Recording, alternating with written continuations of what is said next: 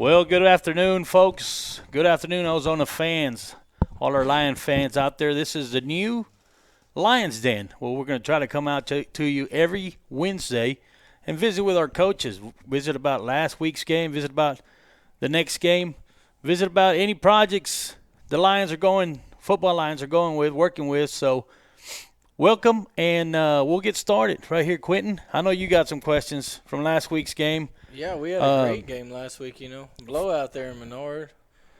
Smoked everybody right there. It was a great game. And we got the Coach Taylor here, Coach Green with us. How y'all doing today? Doing good, doing good. So, last week we played Menard, and it was just a blowout. I mean, from the start, got the offense going right off the bat, defense, lights out. Was there a special plan to this week, or is it just about the same plan every week, just getting prepared? I think the biggest thing this week was our performance against Big Lake the week before. That was a big motivator for the kids. We didn't perform like we wanted to. We were a little embarrassed, to be honest. So that helped us refocus and practice. We had more intensity. Kids were ready to go against Menard. We wanted to bounce back. Something we always talk about is just that feeling after a win, just how better that is. And I always tell them, like, don't you want to have that feeling every Friday night? So we really just focused up. We were real simple last week. That's something we talked about as a staff for a long time is, what's giving us problems? What's making things difficult? And so we decided, let's just keep it real simple. We want our kids playing really fast.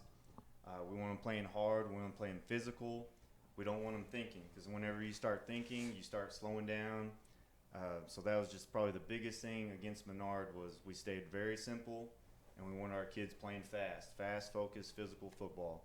I'll let Coach Green talk about defense and just kind of what we did there, and just hats off to Coach Green too and the defensive staff getting a shutout. That's a big deal. Yeah, that was big.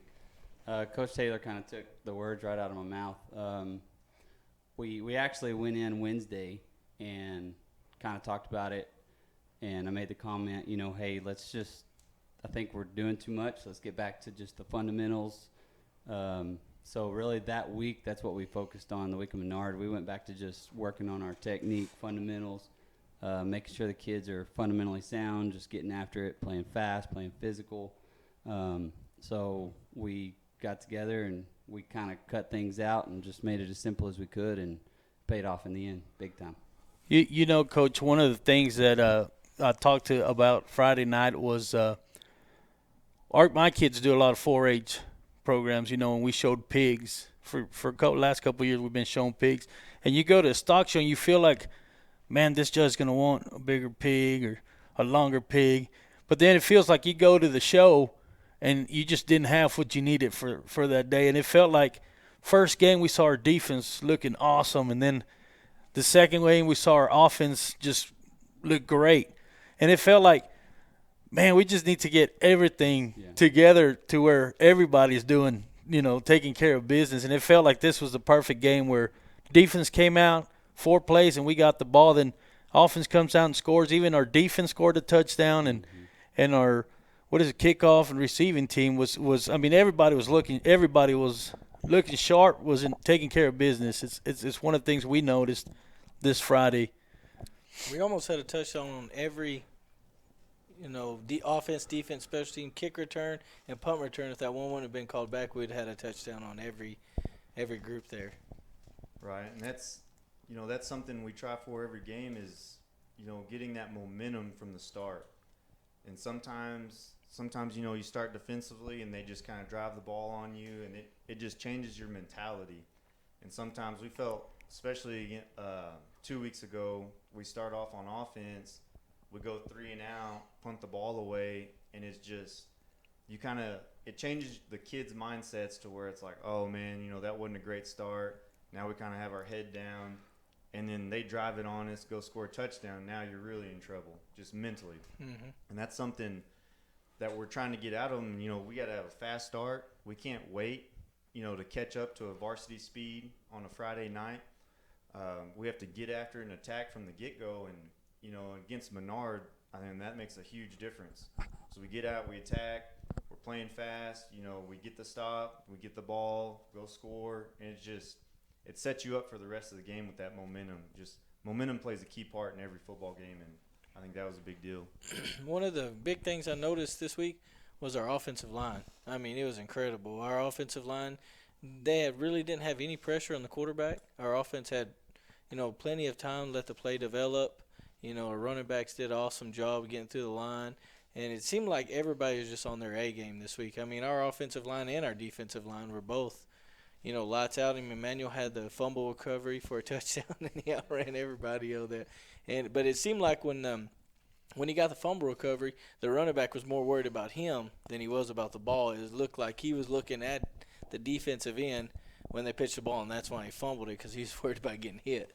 Yeah, Manny had a great game. Manny was, just flying around making plays left and right. He had a outstanding game, as did the whole defense. But I think once we got going, they realized what kind of threat he was in that will, and that's something that constantly preaching to the ends and the D-line period is just get that pressure, make them feel you, hit them as hard as you can, as often as you can, and it'll soften them up, make them start thinking, and I think that's kind of what happened there.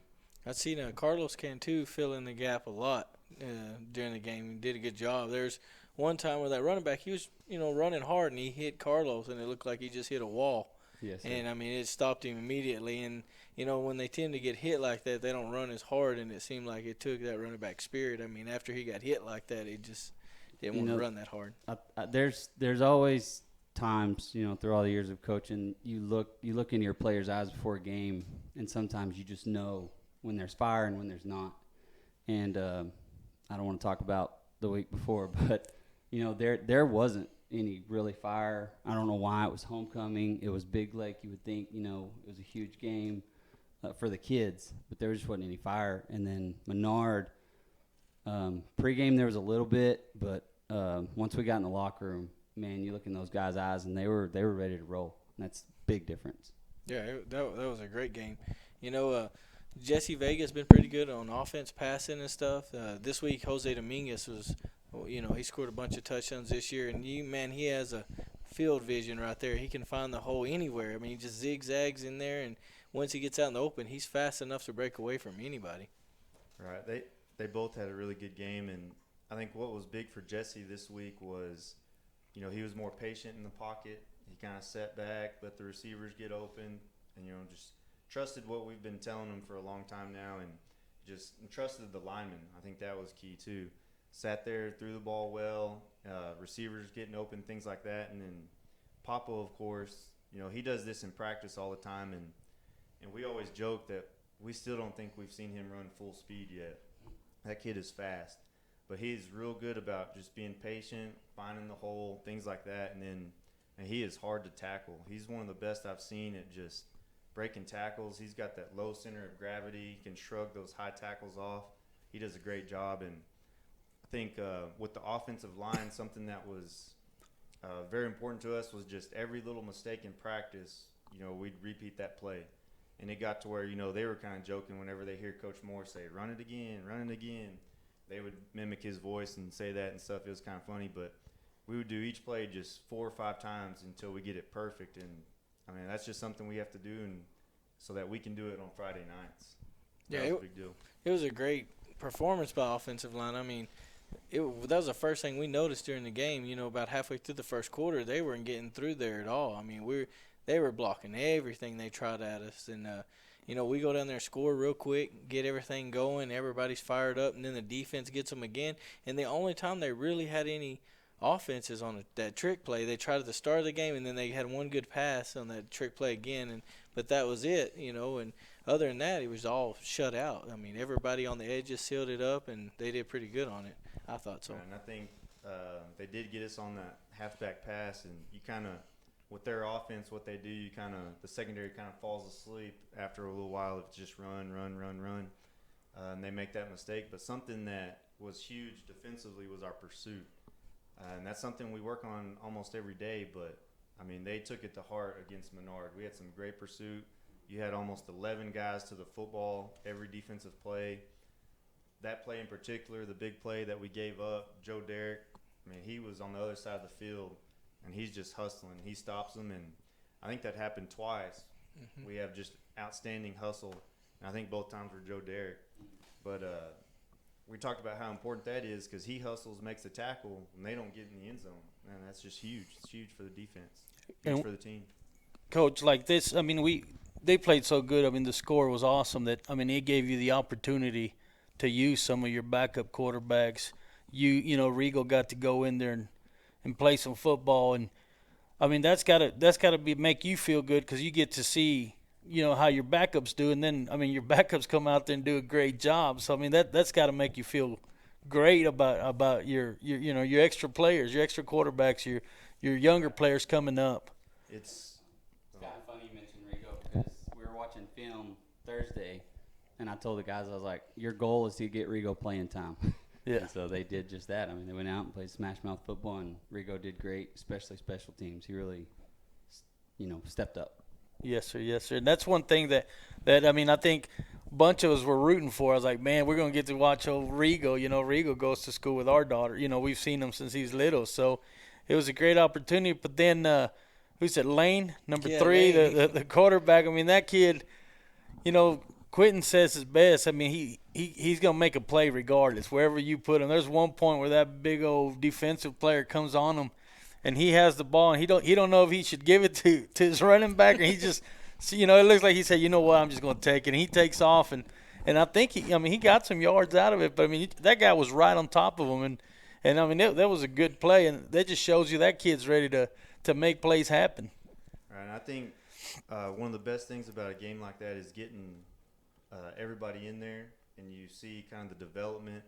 You get to see, I mean, because those kids practice every day. You know, they're ready for the game, and so they get to get thrown in there, get tested. Lane did a good job at quarterback. Max played quarterback, threw a touchdown pass, his first varsity touchdown pass. You know, so things like that are huge for the development of the program as a whole, and just, you know, for the future of the Ozona Lions, getting them in there and getting that varsity experience. And something else, like with Lane, you know, in special teams, we've been preaching, you know, perfect on special teams, and we haven't been that way at all. And then, you know, this week it wasn't perfect because we had that one get called back with penalties and stuff, but they did much better. What we tell them, you know, just trust us, you know, do what we're telling you to do, and things will happen. And I think they did a great job on that. It seems like Lane's like he's so fast, and he kind of calms down like when he's playing quarterback. The guy came in on him, and he just stepped to the side. The guy's still trying to get him. You can see him looking downfield, just calm, throws a pass, and it's just he moves so quick on everything he does. He's a playmaker. It seems like you get the ball to him, and once he gets a little bit of room, he can just get some yards for you. He's very shifty, very yes, quick. very shifty. Yeah, he has pretty good open field speed, but probably bigger than anything, it's kind of like Papo is they're hard to tackle. They're not very big. They're just hard to get a hold of. They're kind of squirrely. Well, I guess we can wrap up last week by saying that everybody was, you know, doing what they had to. They were on point. I think that offensive line, to me, were the stars of the game, and I think just because I think now the quarterback knows that he can hang in that pocket and look for his receivers. I think that's something that he finally got to see that, and it's going to make him more comfortable, and we're going to start seeing the whole play develop. But I guess that pretty much covers last week's game. What about this coming week, Coach? What I know, you know, I know you already know what you're going up against. Is there anything you think we're going to do different, work different, or I mean, what kind of things do you do to prepare for the next week? I know the guys are going to be hyped up, but I mean, here we are. It's another team and it's another game. It's time for us to refocus and start working on. You know, and that's something we talk about too. Is, you know, you celebrate this win, enjoy it, but come Monday, it's time to work on Brady, and that's what we're doing right now. We've had some good practices right now. The focus has been there. You know, the kids are doing a good job, and I think just one thing that's kind of exciting about playing Brady is they're bigger. They're going to be bigger. You know, 3A school. They'll have a lot more kids, different things like that. But the kids are excited about it. You know, we kind of had some trouble, week 2, week 3, bounce back against Menard. So they kind of have that momentum going now. We had, that helped us out with that Menard game. And so they're just ready to take it to Brady. They're ready to fight them. We'll might do some different stuff. Don't want to say right now. Yeah, no. We got to keep that. Brady might be watching. But I'll let Coach Green talk about kind of their offense and what we're doing, prepare for that. Offensively, of course, they have big offensive line. They look pretty good. They have good skill kids. They have some tall kids. We've got some things that we're going to do to try to help control that defensively. But really, the focus, I feel like our tackling has been really bad the past couple of games. Even Menard, the tackling wasn't to our expectations at all. So we really put a lot of focus on, kind of like the week before, getting back to just the fundamentals. Well, this week we've really been focusing on tackling and making sure that we're putting ourselves in good position, taking good angles, preaching tackle low. So I think that's going to help us get the win against Brady. Yes. Tackling is going to be a big difference because, we're not doing a whole lot different. Yeah, we do have some different things going on, but just fast, physical, and work on tackling. And I believe it's picked as one of the top 5 games in our area, and then both teams are 2-2, correct? So right. I think if somebody wants to take the W, I mean, both teams should want to take the W real bad. So yeah, I noticed one thing about Ozone. We got a lot of speed. We have a lot of speed, and our cardio is pretty good. I mean, we seem to play the same as the first quarter as we do the last quarter.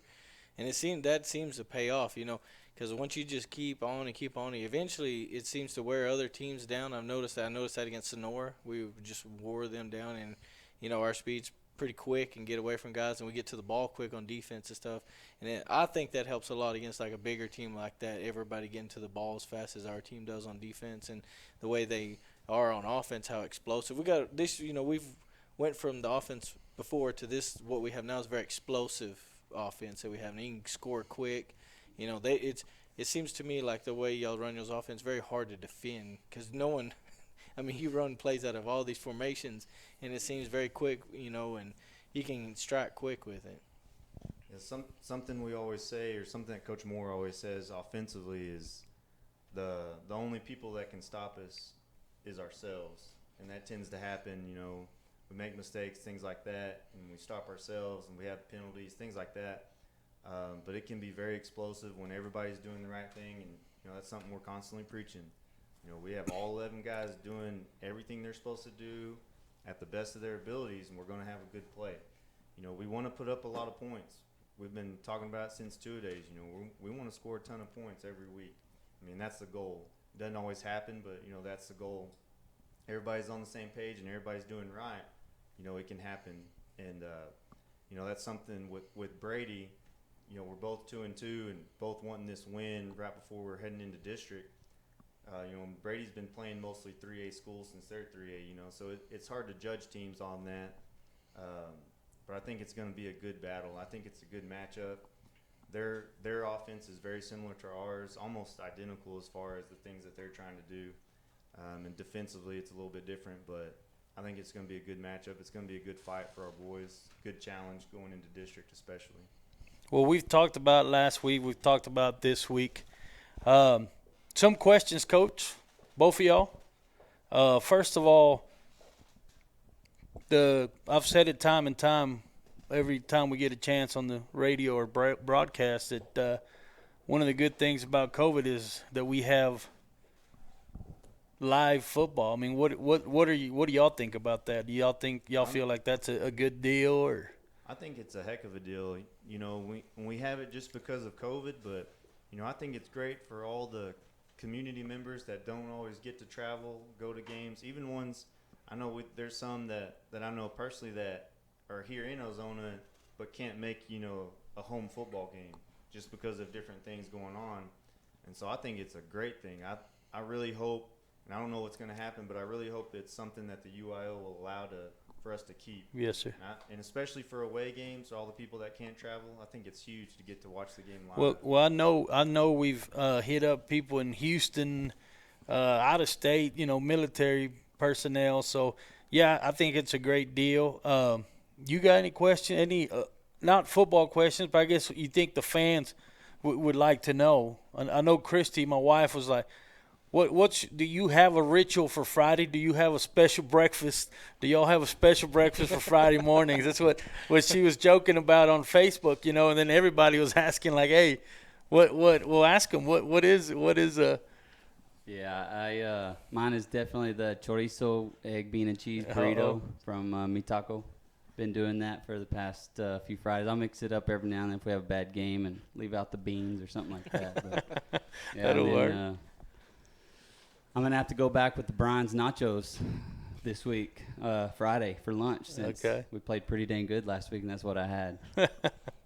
And like when y'all just stuff like the way y'all go about Fridays and stuff, it seems like y'all brought back the tie for the kids on Fridays. It looks good. They look sharp. That's what we did when we were in high school. They brought back the tie, and I mean, it seems like a lot of people like that. You look professional. You look good, and it seems a lot of people around here like that also. Right. That's something that we had to do when I was in school. And I always kind of liked it. At first I thought, man, I don't want to have to wear a tie. I didn't know how to tie a tie. The whole time through high school, I never knew how to tie a tie. But I enjoyed it, and I think we took a lot of pride in it as players. That this is varsity football.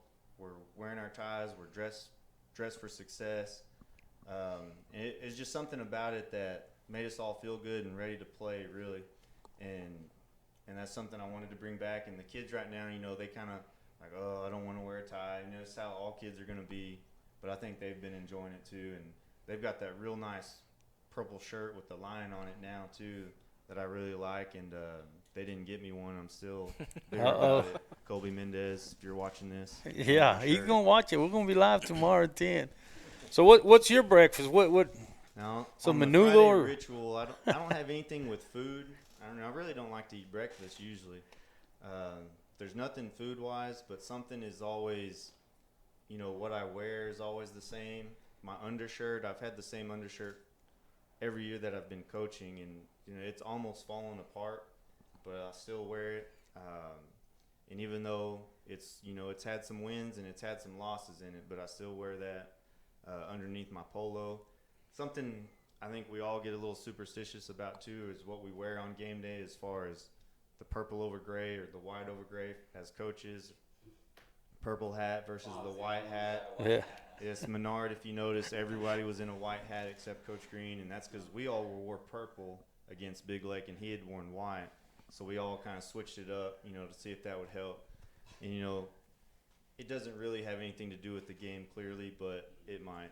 It's hard. Did you graduate? Yeah, I graduated. You did graduate here in Ozona, okay? Yes, and I'm sorry, I graduated in '97, so went to college and and so I don't. You're an old man. Yeah, I'm an old man. I don't remember. My brother was Lewis Cruz. I don't know if he's y'all's age or older or younger. I can't remember. I'd have to see him. Yeah, so I know I've seen your dad around town, so that's got to be a good deal to come back and coach where he coached, your hometown. I mean, hometown, I guess, graduated. Is that a good feeling? Or it is. That's been a lot of fun. Coaching somewhere where my dad coached, and just being back in hometown. It's been great. Everything seems pretty much the same, honestly, as far as the community, the town, and everything. Church, the school, pretty much everything's the same. Walking around in the Heritage Building, I feel like I'm in school because it smells the exact same, looks the exact same.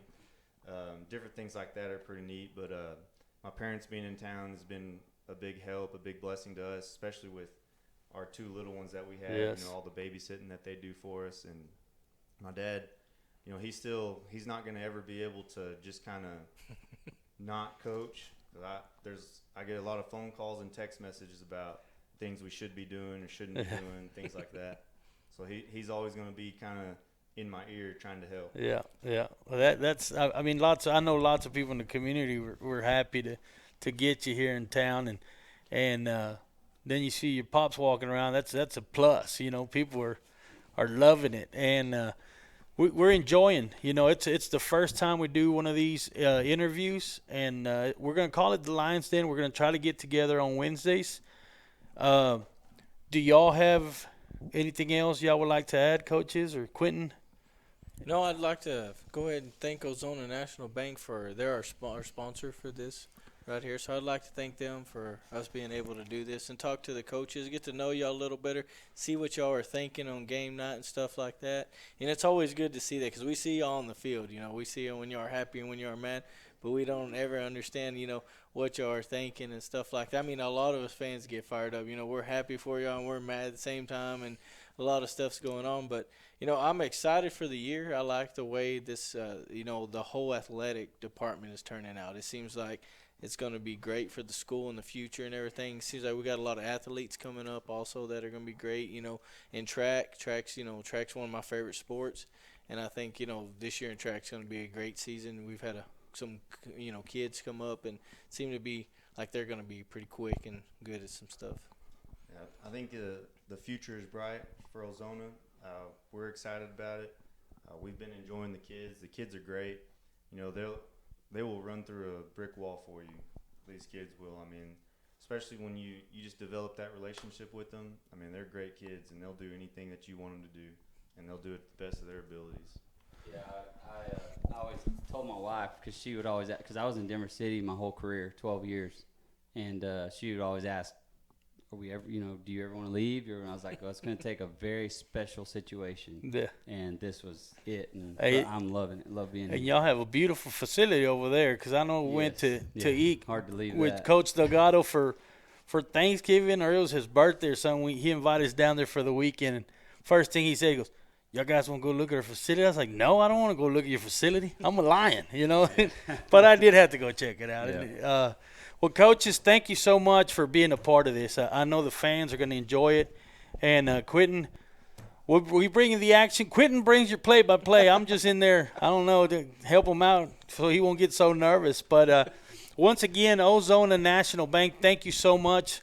Anybody want to be a part of this, just call Mr. Chavarria and tell him you want to be a part of the Lions Den or the live broadcast. Once again, thank you, fans. Tune in Friday when we play Brady, Texas. So tune in Friday and let's play some football. Thank you once again, coaches, Quinton, and we'll see you Friday night, Lions versus Brady. Thank y'all.